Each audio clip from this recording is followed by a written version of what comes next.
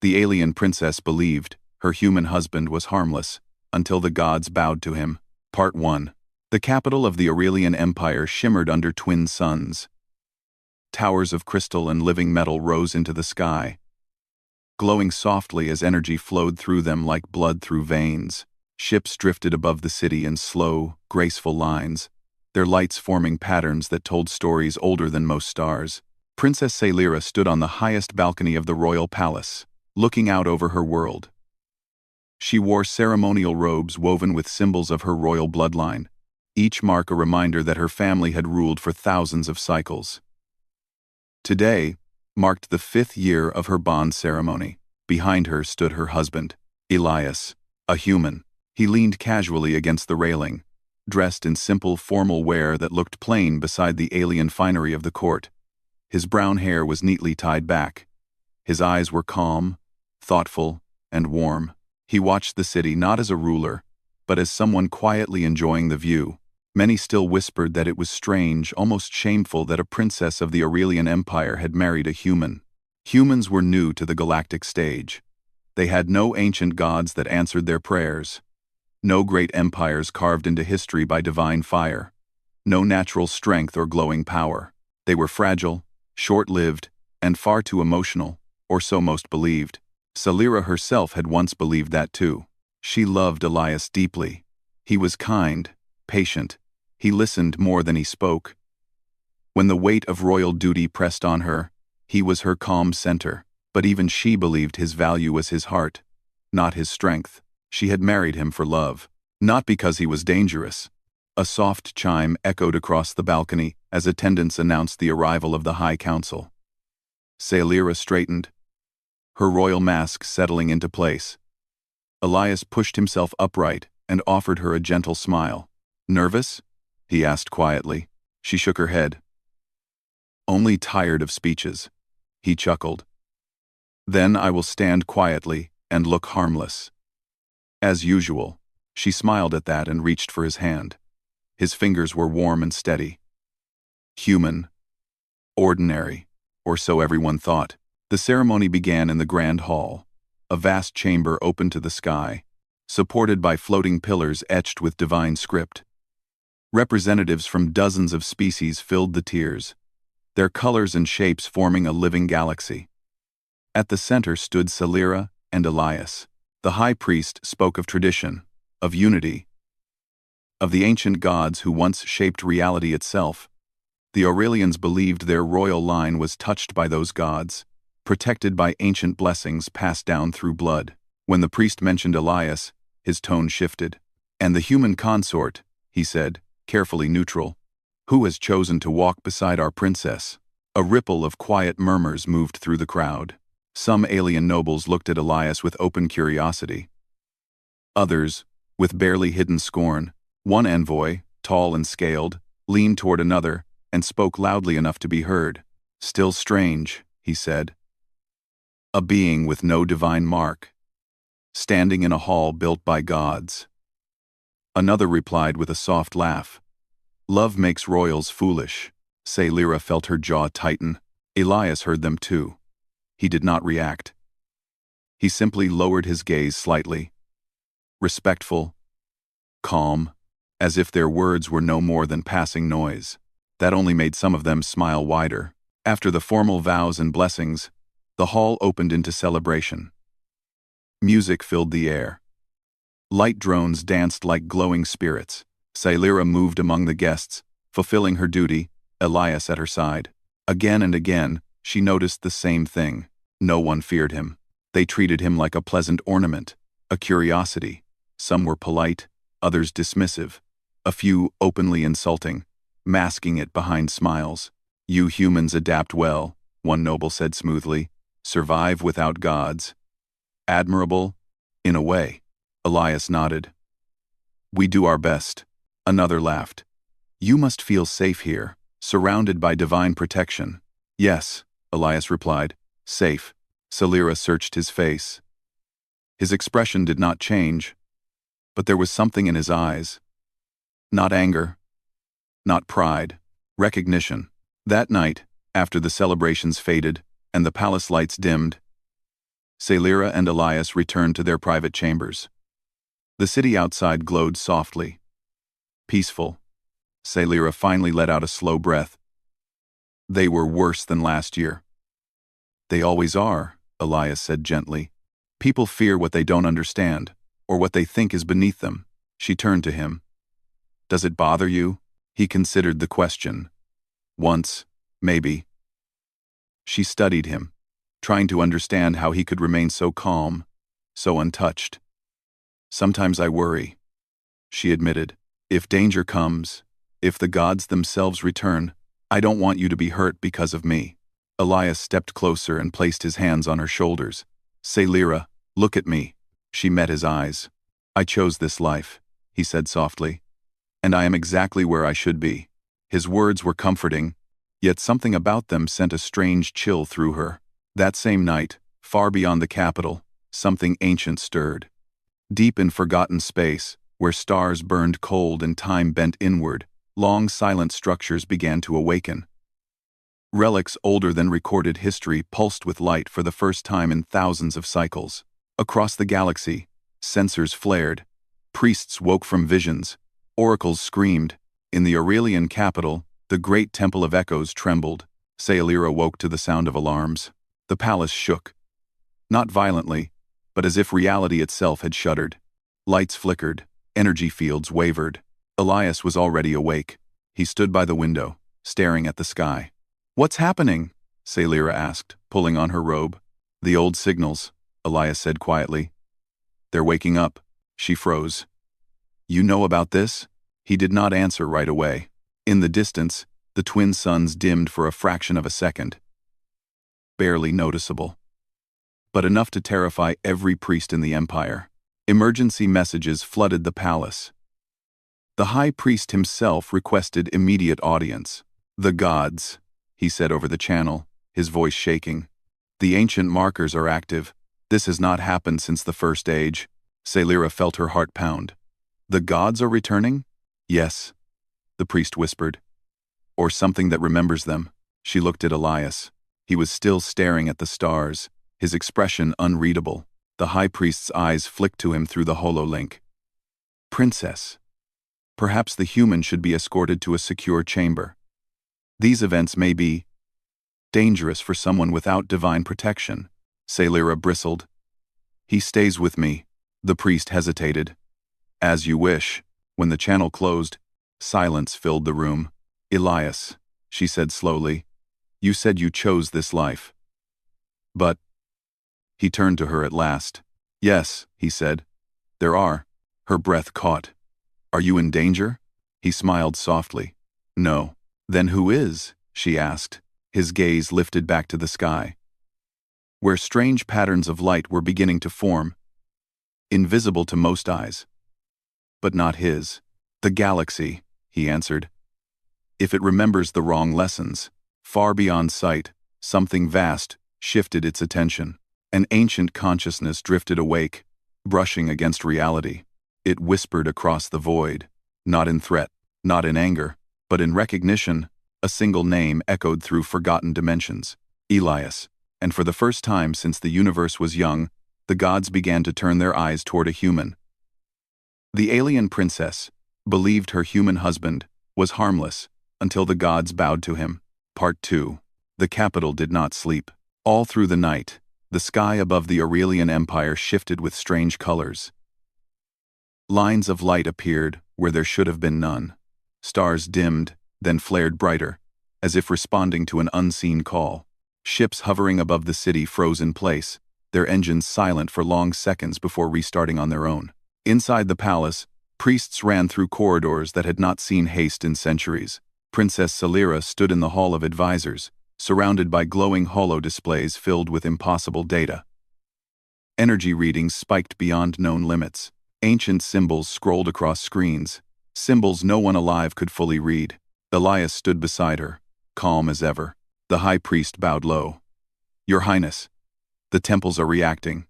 All of them. Even the sealed ones. Sailira swallowed.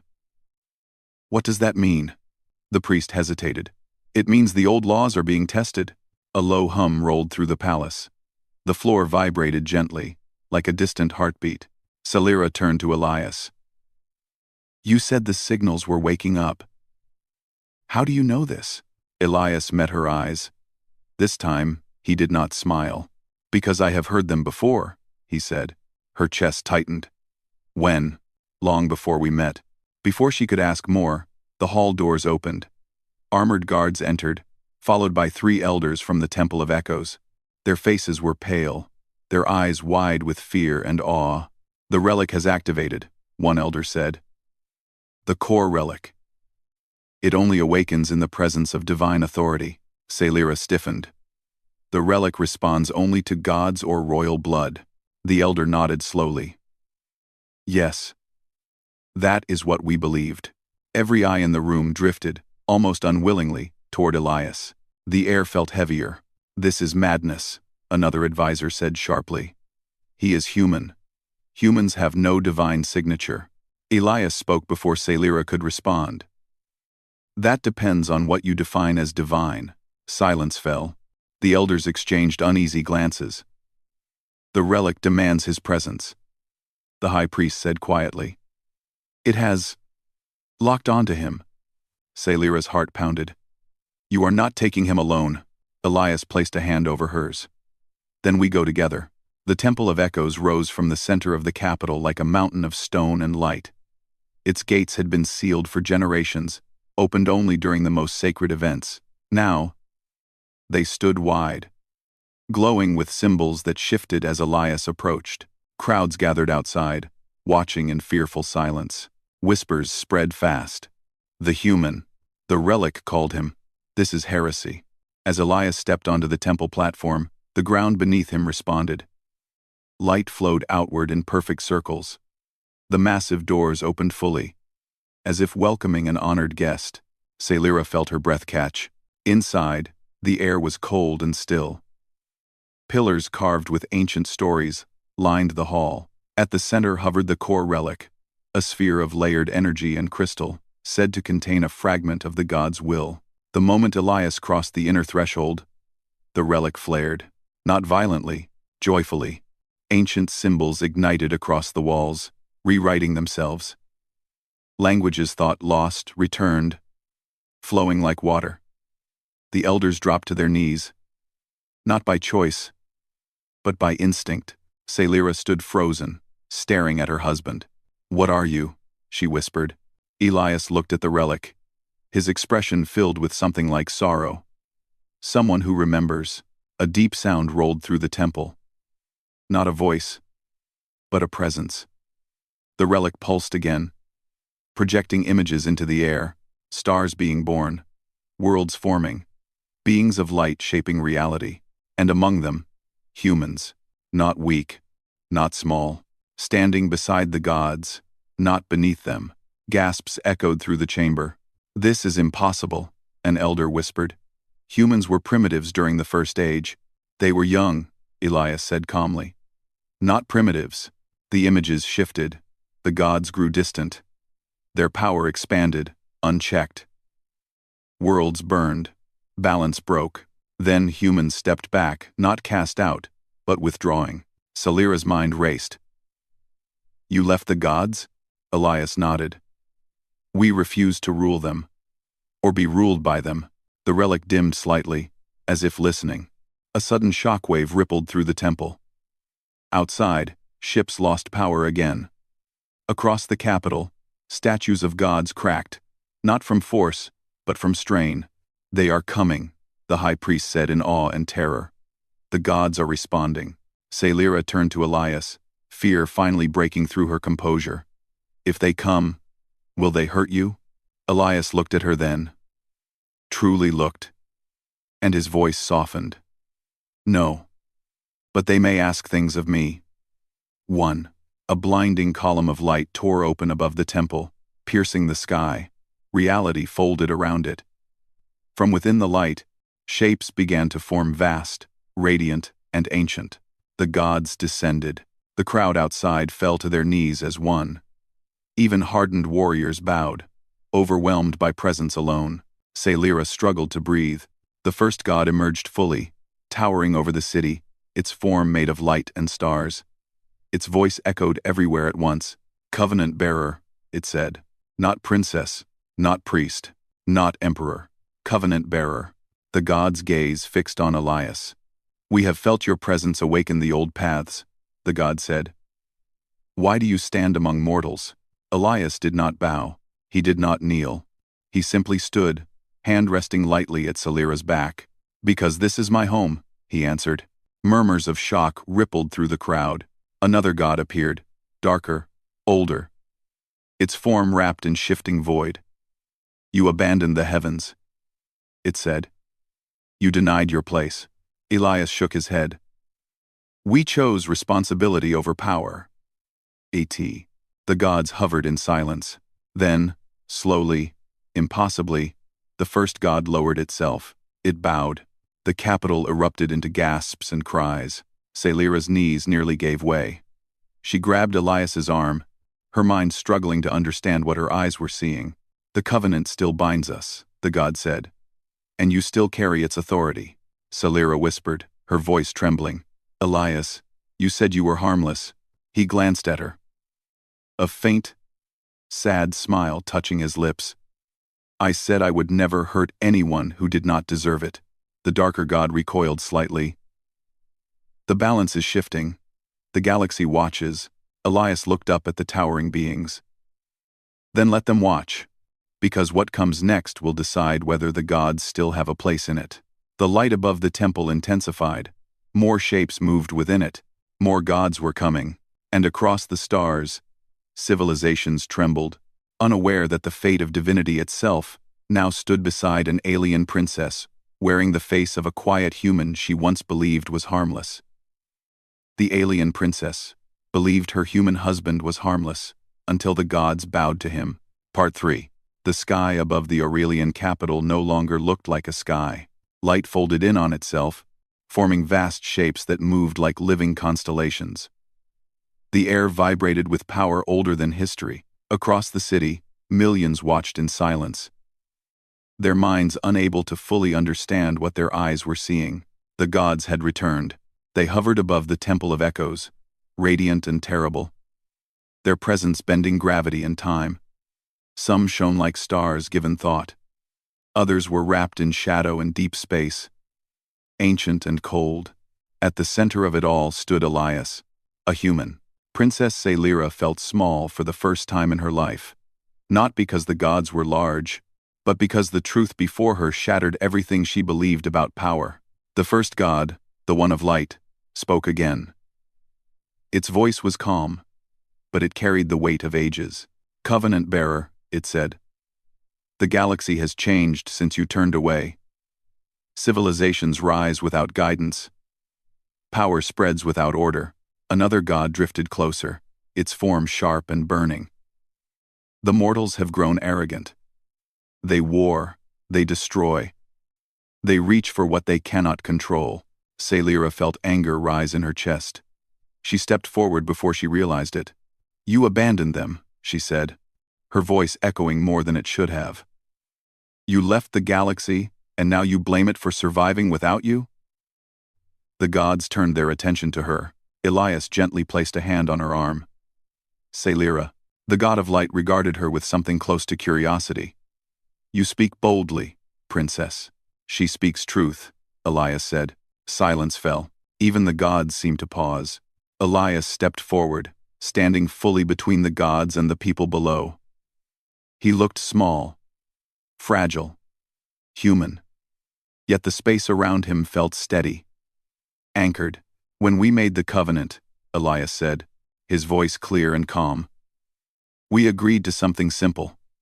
Power would never rule without responsibility, and responsibility would never abandon those it protected. The darker god shifted. And yet you left. No, Elias replied. We stepped back. Images appeared in the air, projected by the relic behind him. Scenes from the First Age unfolded, gods shaping stars, guiding young civilizations, lifting species into greatness. Then the images changed. Gods arguing, competing, demanding worship, using power to control rather than protect. We saw what endless authority did, Elias continued. even to beings like you. So humanity chose another path. Celira stared at the images, her breath shallow. She saw humans standing before the gods, not kneeling, but speaking as equals. You were meant to watch us, the god of light said slowly. Yes, Elias answered, and when necessary, remind you. A ripple passed through the divine forms. One god, larger than the rest, wrapped in burning energy, pushed forward. Its presence was heavy, oppressive. This galaxy needs order, it declared. If the covenant binds us, then command us. Rule again. The crowd below trembled. Celira felt fear tighten her chest. She knew this god. Ancient stories spoke of it as the enforcer, the one who believed peace could only exist through control. Elias looked up at it, his expression firm. No, he said. The enforcer flared brighter. Then step aside. For the first time, Elias's voice hardened. That is not a request you can make. The air snapped. The enforcer tried to move forward and stopped. Not because of force, because something deeper pulled tight. The relic behind Elias glowed, symbols blazing like living fire. The covenant reacted, ancient laws awakening fully. The enforcer strained, its light flickering. What is this? It demanded. Elias raised one hand, not in threat, but in command. The covenant does not exist to give me power over you, he said. It exists to limit you. The enforcer screamed not in pain, but in shock as its form dimmed. Not destroyed. Not harmed. But restrained. Its influence over reality faded. Like a storm losing its wind, the other gods recoiled. Celira's knees weakened. She realized Elias had not attacked. He had corrected. The god of light lowered itself further, almost kneeling. You still hold the authority. I hold responsibility, Elias replied. Authority without restraint is what broke the first age. The city below was silent. Across the galaxy, leaders, fleets, and empires watched the same scene through relayed signals. The legend of gods bowing to a human spread faster than light. Celira stepped closer to Elias, her voice shaking. All this time, why didn't you tell me? He looked at her, guilt softening his features. Her eyes burned. And if I had asked, I would have told you, he said gently. But I feared what it would place on your shoulders. She swallowed hard. You trusted me with your life. You should have trusted me with the truth. He nodded slowly. You're right. Above them, the gods shifted, uncertain for the first time in their long existence. The covenant is active, said the god of light. The choice must be made. Celira frowned. What choice? The god looked at Elias. The old balance is broken. Either the gods withdraw fully, or humanity resumes its role. Has a murmur spread across the heavens. To rule? Elias asked. To guide, the god corrected. To command when necessary. Celira felt fear spike again. If you do that, they will fear you. Elias was silent for a long moment. Images filled the sky again, worlds burning, fleets colliding, innocent lives lost. The galaxy was powerful, but still young. Elias closed his eyes. When we first stepped back, he said quietly, we believed mortals needed to grow without gods. He opened his eyes and looked at the stars. But growth does not mean abandonment. The gods leaned closer. Celira held her breath. I will not rule, Elias said. And I will not let you rule unchecked. The enforcer struggled weakly against its bindings. The covenant will change, Elias continued. Not to place humanity above the galaxy, but within it. The god of light's glow softened. Explain. All gods will be bound by the same laws as mortals, Elias said. You may guide. You may warn. But you may not dominate. And when you overstep, the covenant will respond. The heavens trembled. Celira felt awe and terror mix inside her. Elias was reshaping the nature of divinity itself. And humanity? Asked another god. Elias looked down at the city, at the people who had mocked him, feared him, ignored him. Humanity will not be worshipped, he said. We will be watchers, guardians of balance. Nothing more. Sailira felt tears slip down her face. The god of light bowed its head fully.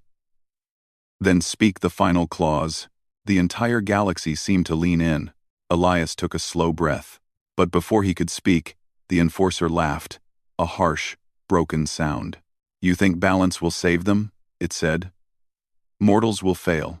They always do. Elias turned to it, his gaze steady. They will fail. He agreed.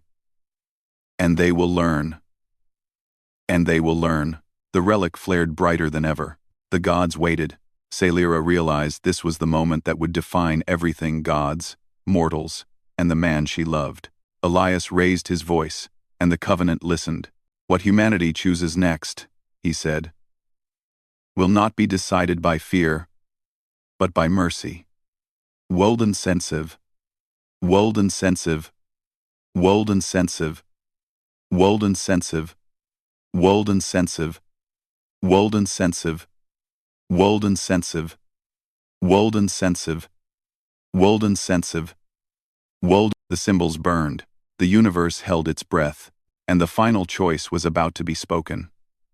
The alien princess believed her human husband was harmless until the gods bowed to him. Part 4. The universe was silent, not the quiet of peace, but the stillness that comes before something permanent is decided. Stars seemed frozen in place. The gods hovered above the Temple of Echoes, their vast forms dimmed, waiting. Princess Sailira stood beside Elias, her hand tightly gripping his. She could feel the steady rhythm of his heartbeat. Human, real, grounded, everything else felt unreal. The ancient symbols of the Covenant burned across the sky, forming a ring of light that stretched far beyond the capital. Every world, every civilization, saw it. Every thinking being felt it. The gods waited. Elias closed his eyes. For a brief moment, he was not a bearer of ancient law. He was simply a man remembering earth skies, human laughter, quiet nights, and the woman beside him who had loved him without knowing what he carried. When he opened his eyes, his voice was calm. The final clause is simple, Elias said. Power exists to protect life, not rule it. The symbols shifted. From this moment, he continued, no god may command a mortal civilization. No god may demand worship. Guidance may be given, warnings may be spoken, but choice will always remain with those who live the consequences. The heavens trembled. Sailira felt the ground vibrate beneath her feet. Not violently, but as if reality itself was adjusting. And when gods forget this, Elias said, his voice firm, the Covenant will answer. Not with destruction, with limitation. The enforcer god strained against its bindings, its light flickering weakly. You bind eternity with mortal rules, it hissed. Elias looked at it steadily. Eternity without limits is what broke you. The god of light lowered itself completely, kneeling before Elias. We accept the Covenant, it said. Not because we are forced, but because we remember why it was made. One by one, the other gods followed. Some bowed with grace, others with reluctance. A few resisted until the Covenant tightened gently, reminding them of the law they once agreed to. Across the galaxy, divine influence faded like mist under sunlight. Storms created by godly presence calmed. Ancient relics powered down. Miracles ceased not because hope ended, but because balance returned. Sailira felt it like a weight lifting from the universe. The enforcer let out a final, bitter sound before its form dimmed and withdrew into silence, no longer able to impose its will. The gods began to rise, not in dominance, but in departure. The age of gods ruling openly ends today, the god of light said. And the age of unchecked power ends with it. Then, as quickly as they had come, they were gone. The sky healed, light folded back into stars. The air grew still. The city breathed again. For a long moment, no one moved. Then a sound spread across the capital. Not fear, not awe, cheers. People rose from their knees, voices trembling with disbelief and relief. The legend had already formed in their minds. A human stood before gods and did not claim a throne. Sailira turned to Elias, tears streaming down her face. You changed everything. He shook his head gently. No, I reminded them. She stepped into his arms, no longer caring who watched. You could have ruled the galaxy, she whispered. You could have been worshipped. Elias held her tightly. And lose the life I chose? Lose you? She pulled back and looked into his eyes. I don't know how to live in a universe where my husband can command gods. He smiled softly. Then don't. Live in one where your husband chooses breakfast badly and forgets where he left his tools. Despite everything, she laughed. Days passed. The galaxy adjusted. Without divine control, civilizations felt fear at first. But they also felt freedom. Disputes were solved by diplomacy instead of divine threats. Empires learned restraint. Smaller species found voices they never had before. Humanity's reputation changed overnight. They were no longer seen as weak, nor conquerors. They were spoken of quietly, with respect. The Watchers, the ones who remind gods of their promises. Sailira watched the transformation from the palace balcony, Elias beside her. The city below was alive with rebuilding, discussion, and hope. You never told them who you really were, she said. I told them enough, Elias replied. Legends grow better when they are incomplete. She leaned her head against his shoulder. What about us? He kissed her forehead. Us stays the same. If you'll still have me. She smiled through tears. I married a man I believed was harmless. And now? He asked gently. And now, she said, I know you are the most dangerous being in the universe. He raised an eyebrow. Because, she continued, you choose mercy when you don't have to. They stood together as the sun set. Far away, on a quiet world, a child looked up at the stars and felt something change, not fear, but possibility. The gods watched from beyond reality. Bound but wiser. And the galaxy moved forward, not ruled by gods, not dominated by humans, but guided by the quiet truth Elias carried all along. Power means nothing unless it is restrained. Love means everything when it is chosen. And sometimes, the most harmless person in the room is the one the universe listens to most. The end.